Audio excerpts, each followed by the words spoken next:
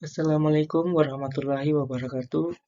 Terima kasih atas kesempatan yang telah diberikan kepada saya untuk mempresentasikan materi saya. Sebelumnya, perkenalkan nama saya Hasmin dengan NIM B1B1202237. Yang dimana pada presentasi kali ini yaitu untuk melengkapi tugas mata kuliah perilaku keuangan yang sebagai dosen pengampu yaitu Dr. Sujono, SE, MSI. Baik, untuk mempersingkat waktu, langsung saja kepada pemaparan materi saya, yaitu tentang loss aversion bias, yang dimana saya mengkaji buku Pompian chapter 17.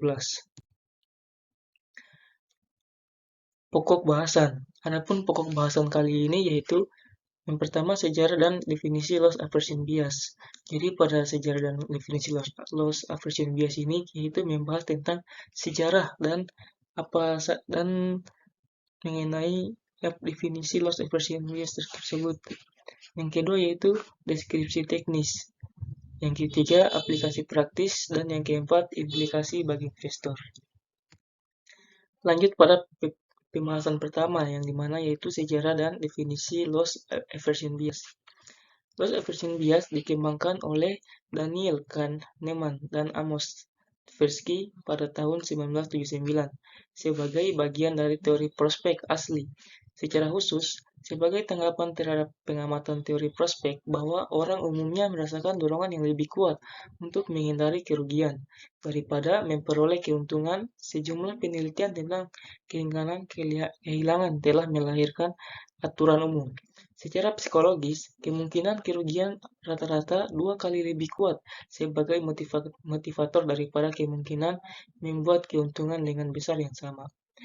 Demikian pula pada loss aversion bias ini dapat membuat investor terlalu memikirkan penghindaran risiko ketika mengevaluasi kemungkinan keuntungan.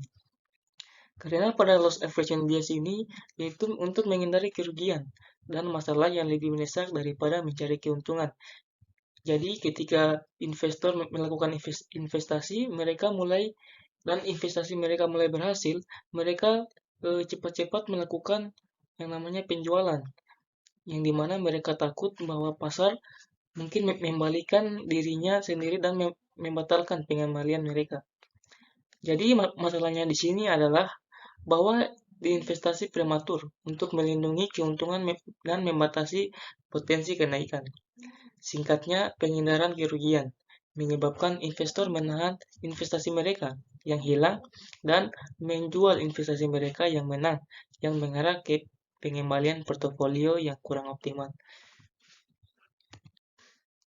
Masuk ke pembahasan kedua yaitu deskripsi teknis.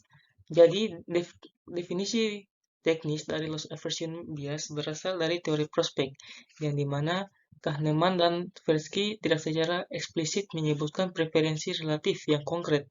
Misalnya, saya lebih suka menghindari kerugian daripada merealisasikan keuntungan.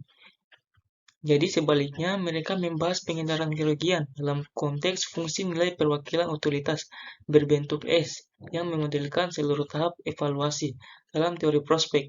Menurut Kahneman dan Tversky, orang menimbang semua potensi keuntungan dan kerugian dalam kaitannya dengan beberapa titik referensi patokan atau titik asal pada grafik.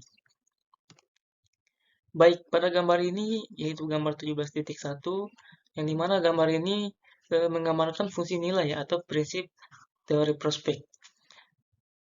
Yang dimana pada gambar ini yaitu fungsi nilai yang melewati titik ini adalah asimetris dan profilnya menyeratkan atau mengingatkan variasi nilai absolut yang sama.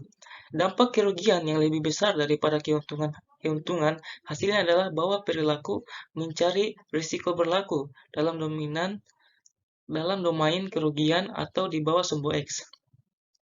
Sementara perilaku menghindari risiko berlaku dalam dominan keuntungan atau di atas sumbu X. Jadi konsep penting yang tertanam dalam representasi utilitas ini adalah efek disposisi Harsh, Shevrin, dan Mayer statement.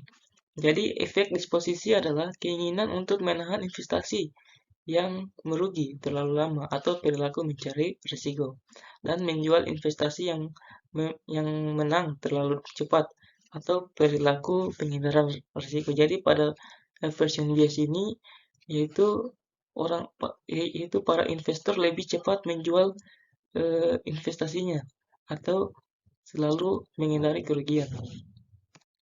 Baik, kita masuk di aplikasi praktis.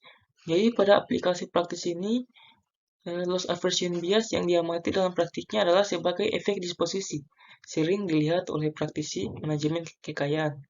Investor membuka laporan bulanan yang disiapkan oleh penasihat mereka,